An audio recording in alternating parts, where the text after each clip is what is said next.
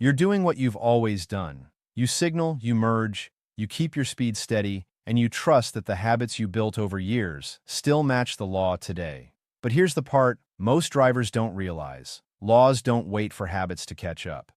In 2026, subtle changes have already started shaping how everyday driving behavior is judged, and many people won't discover that shift until they're pulled over, handed a citation, or facing a fine they never expected. So let me ask you this. Do you think it's fair for a driver to face penalties for a rule change they never clearly knew about, or should the system do more to make sure every driver actually understands new laws?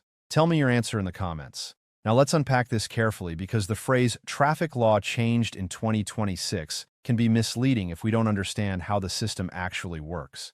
In my legal analysis, there is no single, unified traffic law that changes across the entire United States at once. Instead, what happens is a combination of state-level legislative updates, administrative rule changes, and sometimes judicial interpretations that reshape how existing laws are applied. When multiple states adopt similar updates around the same time, it creates the impression of a nationwide shift. Historically, this is how traffic law has always evolved. Early motor vehicle laws were simple, designed for a time when traffic density was low and technology was limited. As vehicles became more advanced and roads more crowded, lawmakers responded by refining rules, clarifying behaviors, redefining violations, and adjusting enforcement standards. By 2026, many of these updates are not entirely new laws, but modifications of existing ones. For example, some states have refined what counts as distracted driving, expanded definitions related to electronic device use, or adjusted how certain maneuvers must be performed under specific conditions. These are often small changes on paper, but they can have meaningful consequences in real-world enforcement. Courts would likely examine these updates under the framework of public safety and clarity. The key legal question is not whether the law is widely known, but whether it is clearly written and reasonably related to a legitimate government interest. Now let's bring in the constitutional perspective. The Fourth Amendment is central when it comes to traffic enforcement. Any stop must be based on reasonable suspicion that a violation has occurred. When laws are updated, that definition of a violation may shift slightly. Officers must rely on the updated standard, and courts would likely evaluate whether that reliance was reasonable based on the facts of the situation. The Fifth Amendment can also come into play, particularly if a traffic stop leads to further legal proceedings. While most traffic interactions remain administrative, certain situations can escalate, and at that point, protections related to statements and due process become more significant. In my legal analysis, constitutional law does not prevent traffic laws from evolving. It ensures that enforcement remains within fair and structured boundaries. Now let's talk about what this means in everyday life. Most drivers don't actively track legislative updates. They rely on what they learned when they first got their license, combined with experience over time. But when a law changes, even slightly, that reliance can become outdated.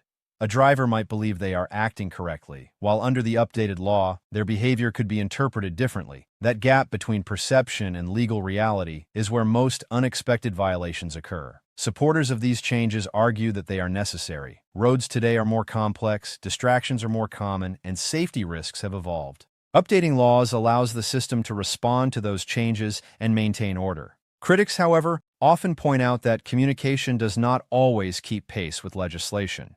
They argue that if compliance depends on awareness, then awareness should be treated as a core part of the legal process. Courts would likely focus on the text of the law and its application, rather than the level of public awareness. That means responsibility often falls on drivers, even when information is not widely distributed. Now consider the practical consequences. The most immediate effect of a violation is usually financial, a fine or administrative fee. But the long-term impact can extend further. Insurance costs may increase. Points may be added to a driving record. Repeated violations can lead to more serious consequences, including restrictions or suspension. In my legal analysis, the real risk is cumulative. One small misunderstanding may not seem significant, but over time, multiple issues can create a larger legal and financial burden. There is also a broader policy reality that deserves attention. Lawmakers are constantly balancing safety and fairness. If laws are too vague, they fail to guide behavior. If they are too detailed, they become difficult to follow without continuous updates. The goal is to create a system that is both effective and understandable, but achieving that balance is an ongoing challenge. Courts would likely continue to play a role in refining that balance, especially when disputes arise about how a law should be interpreted or enforced. Looking ahead, the direction is clear. Traffic laws will continue to evolve as technology advances and road systems become more data-driven. Enforcement methods are becoming more precise, and expectations for compliance are increasing. This means that drivers will need to adapt, not just in how they drive, but in how they stay informed. In my legal analysis, this shift places greater emphasis on awareness as a legal responsibility, not because the system is trying to penalize drivers, but because it is becoming more structured and detailed. And that brings us to the most important takeaway. Driving is not just a routine activity, it is participation in a legal system that changes over time. Understanding that system is part of responsible driving. So before we close, think about this. If laws continue to evolve faster than public awareness, who should carry the greater responsibility? The individual driver or the system that creates and enforces those rules? Share your thoughts in the comments. A thoughtful and respectful discussion helps bring clarity to issues that affect millions of drivers every single day.